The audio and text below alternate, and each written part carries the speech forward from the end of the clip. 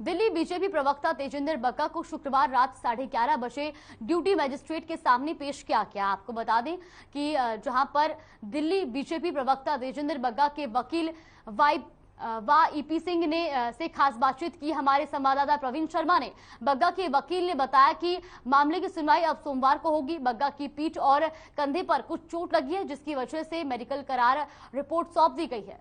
देखिए water sheet आपके साथ अभी थोड़ी देर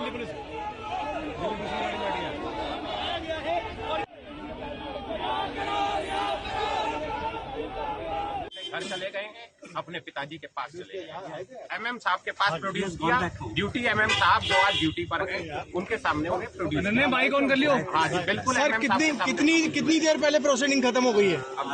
आज 20-25 मिनट हो गए हैं, वो अपने घर पहुंचे। सर उनका कोई बयान भी दर्ज हुआ है क्या? नहीं, उनके बयान मंडे को कोर्ट में दर्ज हो। सारे लोग आ गए हैं। अपना पहले परिचय। मैं संकेत गुप्ता, तेजिंदर बग्गा जी का वकील। आज तेजिंदर बग्गा जी के लिए मैं ड्यूटी एमएम के सामने पेश हुआ। तेजिंदर बग्गा जी की एमएलसी कराई गई। एमएलसी कराने के बाद ये पाया गया कि उनकी बैक और शोल्डर में चोट आई हुई थी। उनके पिताजी ने एक कंप्लेंट रजिस्टर कराई थी। कंप्लेंट में 452, 392 जो बहुत ही संवेदनशील मामला है, 452 इल्लीगल किसी के घर में ट्रेसपास करना, 392 किसी के घर में रॉबरी करना, 365 किडनैपिंग करना। यह कंप्लेंट आज जनकपुरी थाने में रजिस्टर हुई थी। बग्गा जी के एडवोकेट वाईपी सिंह हमारे साथ हैं। हम उनसे जानेंगे किस तरह का अभी घटनाक्रम हुआ है। और अभी कुछ देर पहले जो है बग्गा जी को पेश किया गया मेट्रोपॉलिटन मजिस्ट्रेट के सामने गुरुग्राम में। सर अभी पेश किया गया तो किस तरह की बातें सामने आई? ऐसा था कि आज सुबह जो ना उनके पिताजी की कंप्लेंट थी। कुछ हथियारबंद लोग जो ना उनको उनके घर से, बग्गा जी के घर से किडनैप करके ले गए थे। और उसके जो ना जनकपुरी थाने में एफआईआर थी। पुलिस सेक्शन में आई। पुलिस ने जो ना सर्च वारंट लिया।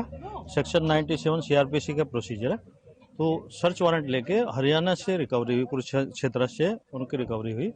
और हरियाणा पुलिस ने जो ना हैंड ओवर किया दिल्ली पुलिस को। और उसी सेक्शन 97 सीआरपीसी के जो ना एग्जीक्यूशन में मजिस्ट्रेट साहब के सामने, ड्यूटी मजिस्ट्रेट साहब के सामने जो पेश किया लगभग 12 बजे करीब। और मजिस्ट्रेट साहब ने उनको रिलीज कर दिया और रिलीज करके उनको घर भेज दिया। साथ में ही पुलिस को, जनकपुरी थाने को डायरेक्शन दिए कि भी इनकी सेफ्टी सिक्योरिटी का, परिवार के इनकी ध्यान रखें। सर इसमें एक बात और आ रही थी कि पंजाब पुलिस ने लगातार 5 उनको वारंट इशू किए थे, मतलब नोटिस इशू किए थे। उसके बाद वो नहीं जा रहे थे। उसके बाद पंजाब पुलिस जो गिरफ्तार करने आई थी, तो इसमें क्या टेक्निकल? देखो ऐसा कुछ नहीं है। यदि किसी भी स्टेट में आप दूसरे स्टेट में जाते हो, दूसरे पुलिस स्टेशन में जाते हो, तो कंसर्न पुलिस स्टेशन को आप इंटीमेट करोगे। इंटीमेट करके जो ना वहाँ से जो ना साथ में वो लोग जाएंगे। और भाई कोई ये केस ही ऐसा नहीं है कि जिसके लिए इतना बड़ा वो करने की जरूरत है। ये तो सिंपल केस था। उन्होंने टाइम मांगा था उन्होंने कि भाई मुझे थोड़ा टाइम दो। और हाई कोर्ट में जो ना, जो पंजाब हाई कोर्ट है उसमें रिट डली हुई है। 10 तारीख को सुनवाई है। ऑनरेबल जो पंजाब जो एंड हरियाणा हाई कोर्ट में सुनवाई है 10 तारीख को। उसकी प्रोसीडिंग चल रही है। तो ऐसा कोई मैटर ही नहीं था। ये तो जानबूझ के इन्होंने बहुत ही मतलब एक गलत काम किया एंड इलीगल काम किया। ऑनरेबल सुप्रीम कोर्ट की जो टाइम टू टाइम डायरेक्शन आती रहती है ना, तो अरेस्ट पे जो प्रोसीजर अपनाना चाहिए वो नहीं अपनाया इन्होंने। इनको जो ना ऐसे केस में कोई बहुत ही इनियस क्राइम है जी। तो तब आप ये, इसमें तो कुछ है ही नहीं, कोई मामला ही ऐसा नहीं था।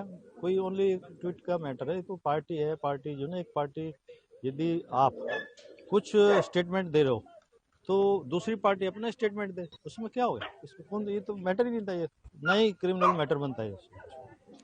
हाँ, तो आप देख रहे हैं कि ये हमारे साथ थे वाईपी सिंह जो बग्गा जी के वकील थे। उनका साफ कहना है कि ये ऐसा मैटर नहीं बनता था कि इस तरह से गिरफ्तारी की जाए। और फिलहाल जो है वो इनको रिलीज कर दिया गया है। वो अपने घर गए हैं और मंडे को इस मामले पर सुनवाई होगी, जहां पर वो अपनी बात रखेंगे।